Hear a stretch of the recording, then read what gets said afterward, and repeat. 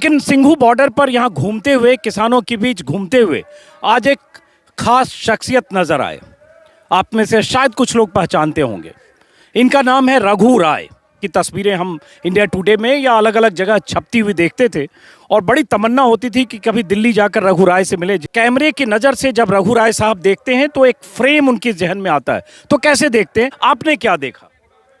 देखिए, पहली बात तो ये कि मुझे 55 साल हो गए देश की विजुअल हिस्ट्री को कैप्चर करते हुए, और अभी तक मैं 80 साल का लगभग होने वाला हूँ। पर मुझे उसने, डिवाइन एनर्जी ने इतनी शक्ति दी है कि जब भी कुछ बड़े ऐसे माहौल बनते हैं तो मैं उनसे विपरीत नहीं रह सकता।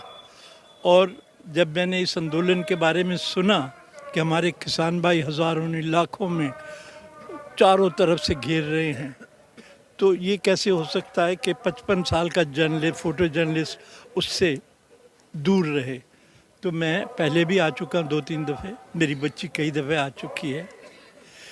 इस आंदोलन में जो सबसे बड़ी बात है और जो अनबिलीवेबल बात है वो ये कि 30 साल हो गए, 35 साल हो गए ग्लोबलाइजेशन को। हमारा शक्ल, हमारे हुलिये, हमारे कपड़े, हमारे रहन सहन सब बदल गया कि वेस्ट का असर होता जा रहा है। तो हम ये सोचते थे कि 30 साल में हमारे देश का हुलिया बिगड़ चुका है। पर जब मैं यहाँ पहुँचा हूँ तो हम सुनते थे ना कि दूध की नदियाँ बहती थी और किसी के घर कहीं भी पहुँच जाओ प्यार और इज़्ज़त मिलती थी। मैं हैरान हूँ कि हमारे किसान भाई चारों तरफ से, हरियाणा के भी बैठे हुक्का पी रहे हैं और खाल से भी बड़े आराम से उनके साथ बैठे। कितनी कमाल की बातें हैं। तो मैंने ये देखा है कि वो भारत जो बहुत कमाल था, जिसमें प्यार और भक्ति थी एक दूसरे के लिए, वो आज पूरी तरह से ज़िंदा है। ये किसी आंदोलन में ऐसा नहीं देखने को मिला। और मैं देख रहा हूँ गरीब बच्चे भी इस गांव के चले आ रहे हैं, भीड़ें लगा के, तो उनको कह रहे हैं बच्चों लाइन में आओ, लाइन में आओ, आ जाओ, बैठते जाओ, खाते जाओ। कोई कुछ खा रहा है, किसी को कुछ पिला रहे हैं, कितने प्यार और इज्जत से। एंड नो क्वेश्चंस आस्क्ड, किसी से नहीं पूछा जा रहा कि आप कौन हैं, आप पार्टिसिपेट कर रहे हैं नहीं कर रहे हैं। आप बात कर लो तो इतनी प्यार की स्माइल देते हैं और जी आया नो।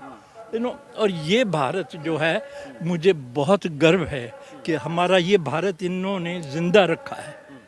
और इतनी श्रद्धा, इतनी भक्ति और इतना बड़ा मजूम और इतनी बड़ी जो संख्या में चारों तरफ से आए हैं, भारत सरकार को इसे समझना चाहिए कि ये कोई छोटी मोटी बात नहीं हो रही है। ये प्रोटेस्ट नहीं है, ये पूरे देश को एक अलग लेवल पे ले जाने की सेलिब्रेशन है। सबको, सबके लिए यहाँ पार्टियाँ चल रही हैं, सबको खिला रहे हैं, सबको पिला रहे हैं। पर वो जो है दृढ़ता कि ये हमें चाहिए है, हमें पूरे तरीके से किसान को जो उसको मिलना चाहिए उसका हक, और तरीके जो बदलने नहीं चाहिए, ये सरकार को ध्यान देना चाहिए। और बहुत सीरियसली, ये छोटी मोटी बात नहीं है। ये किसी भी प्रोटेस्ट से कंपेयर नहीं कर सकते। और अहम भाइयों का जादू है इन सब का। लेकिन जो बात इन्होंने कही, मैंने भी अपने वीडियो में बार बार यही कहा है कि जहां हजारों लोग ऐसे बैठे हों और इतने अनुशासित, इतने तमीज और तहजीब से कि पास से गुजरने वाले हर शख्स को कोई खाने के लिए पूछ रहा है और बहुत प्यार से, कहाँ से आए, जैसे इन्होंने भी कहा, मैंने भी वही महसूस किया, कहाँ से आए, क्या आए, और कोई ऐसा शोर नहीं है, हंगामा नहीं है, कोई लड़ाई झगड़ा नहीं है। बहुत भाईचारे की मिसाल है और सामूहिकता की मिसाल।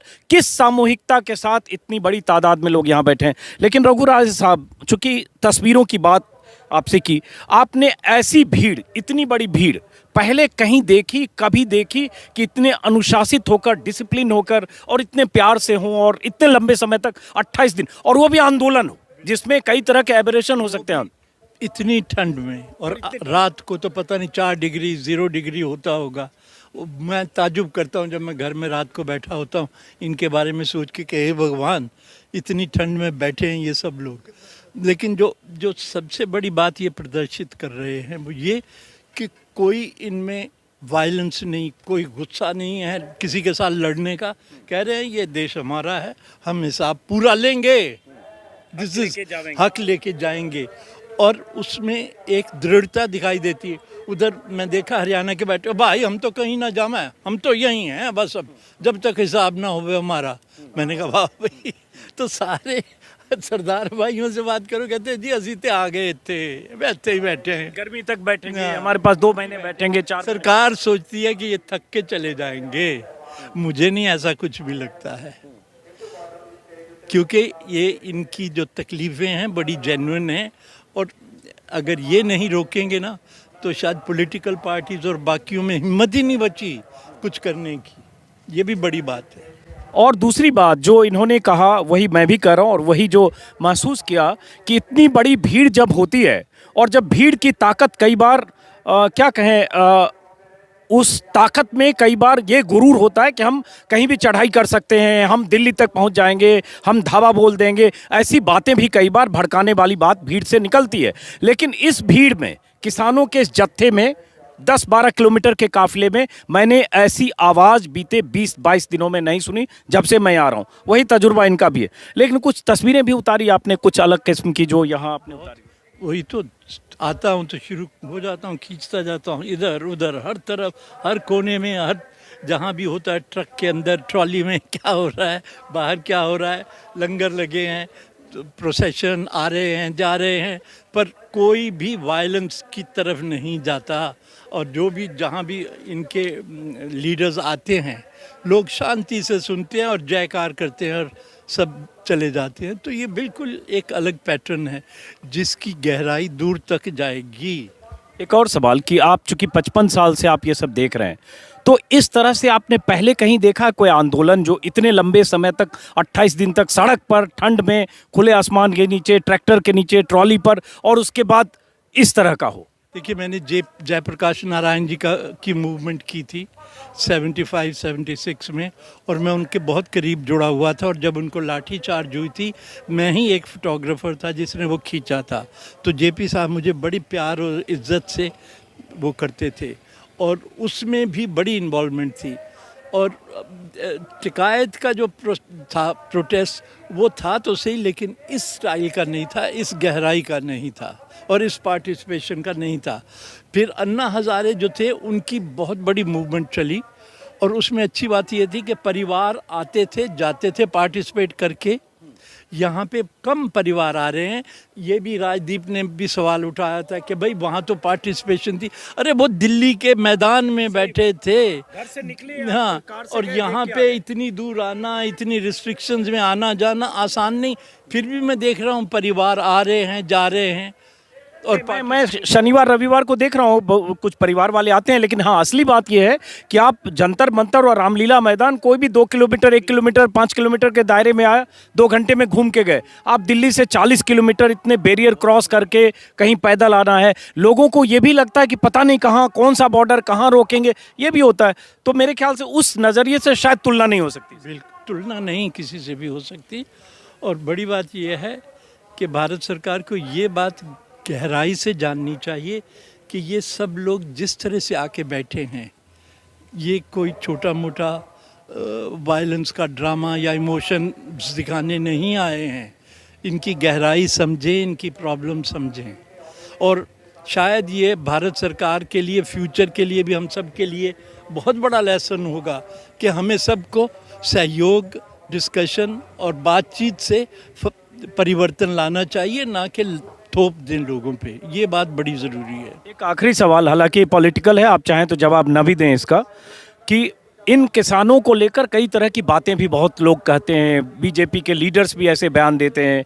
अभी रमेश बिधूरी साउथ दिल्ली के मेंबर ऑफ पार्लियामेंट हैं, उन्होंने कह दिया कि जो किसान बैठे हैं इनके लिए पाकिस्तान और कनाडा से इनके पैसे आ रहे हैं, और ये रजाई, अच्छी रजाई मिल रही है, गर्म पानी मिल रहा है, अच्छा खाना मिल रहा है, ये सब ठलुए हैं आकर यहाँ बैठे। तो ये इस तरह की, वो भी आ जाए ना, थोड़ी देर अच्छी रज़ाई में बैठे, इनका अच्छा खाना खाएं और देखें ना आके, समझे ना। देखिए, इल्ज़ाम लगाने तो वो पॉलिटिक्स है, और घटिया पॉलिटिक्स है इल्ज़ाम लगाना।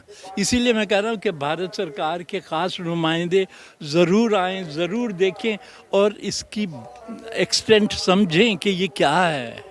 इल्ज़ाम लगाने से, गाली देने से और दूर बैठे अपनी जजमेंट देने से कभी भी ये सुलझने वाला नहीं है। देखिए सबके चेहरे देखिए कितने इंटेंस है और सीरियस है। और मैं कोशिश करता हूं कि 70-80 साल के जितने बुजुर्ग दिखते हैं, जैसे ये बुजुर्ग दिख रहे हैं, देखिए इनके माथे पर, ये मैं पढ़ नहीं सकता, पंजाबी में कुछ ये साबका फौजी हैं, एक्स सर्विसमैन। अच्छा, आप फौज में रहे हो, कब से कब तक? हम 71 जो ढाका फतेह किया था ना, हाँ, हमने 93,000 फौजी का हैंड ओवर करके लाए थे हमारी छावनी में, इसलिए ढाका फतेह हुआ था। सुबेग सिंह थे वहाँ कमांडो। क्या शुभ नाम है आपका? मैं स्वर्ण सिंह है, डिस्ट्रिक्ट फतेहगढ़। अब देखिए फतेहगढ़ डिस्ट्रिक्ट के हैं, 71 वार के ये फौजी रहे हैं। ढाका फतेह बांग्लादेश जब आज़ाद हुआ, पाकिस्तान के दो टुकड़े हुए, वो ऐतिहासिक लड़ाई। जब आज आप बात करते हैं छोटी मोटी लड़ाइयों की, वो लड़ाई जब पाकिस्तान के दो टुकड़े हुए, उस लड़ाई के फौजी हैं, यहाँ किसान की भूमिका में। और उसके बाद ऐसे हजारों लोग हैं यहाँ, बहुत सारे लोगों से मैं मिलता हूँ जो फौज में रहे, 65 की लड़ाई में रहे, 71 की लड़ाई में रहे, लेकिन इन सब के लिए क्या कहा जाता है आपको पता होगा। तो उम्मीद, आपको क्या लगता है कि सरकार सुनेगी आप लोग की बात? सरकार को सुननी पड़ेगी।